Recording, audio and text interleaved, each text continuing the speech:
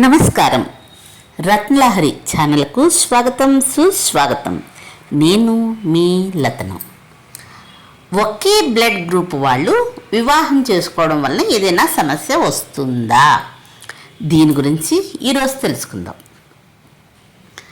భార్యాభర్తలు అనేవారు వేరువేరు వ్యక్తులు. ఎవరి జన్యుపటం వారిదే, అలాగే ఎవరి గ్రూపు రక్తం వారిదే. అయితే భిన్నమైన రక్తం గ్రూపులున్న వారు పెళ్లి చేసుకుంటే ఏ ఇబ్బంది ఉండదు. ఒకే గ్రూపు రక్తం గలవారు కనుక పెళ్లి చేసుకుంటే వాళ్ళు కూడా పెళ్లి చేసుకోవచ్చు. కాకపోతే వారి రక్తానికి సంబంధించి RH ఫ్యాక్టర్ వేరువేరుగా ఉంటే వారికి సంతానం కలగడంలో చిన్న చిన్న సమస్యలు వస్తాయని వైద్య శాస్త్రం చెబుతోంది. ఈ RH ఫ్యాక్టర్ అనేది వంశపారంపర్యంగా సంక్రమిస్తుంది. రక్త కణం మీద ప్రోటీన్ పొర ఉంటే పాజిటివ్ ప్లస్ అని, లేకుంటే నెగిటివ్ అని వర్గీకరిస్తారు. జనాభాలో దాదాపు 85% పాజిటివ్ వారే ఉంటారు.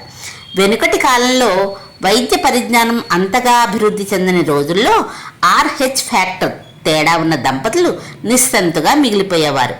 యథాప్రకారం నెల తప్పినా అబార్షన్స్ జరుగుతూ ఉండేవి. ఇప్పుడు అలా కాదు. భార్య గర్భం దాల్చిన వెంటనే ఎంబ్రాయి అనగా గుడ్డు దశ నుంచే జాగ్రత్తలు తీసుకునే ఆసుపత్రులు వచ్చాయి.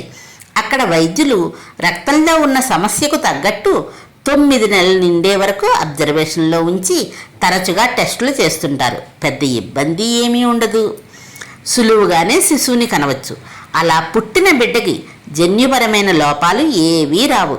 బ్లడ్ గ్రూప్ వేరు అయినా స్త్రీ పురుషుల పునరుత్పత్తి వ్యవస్థల పనితీరులో తేడా ఏమీ ఉండదని పరిశోధనలు రుజువు చేశాయి. పిల్లలకు వీరి బ్లడ్ గ్రూపే వస్తుంది, ఆరోగ్యంగానే ఉంటారు.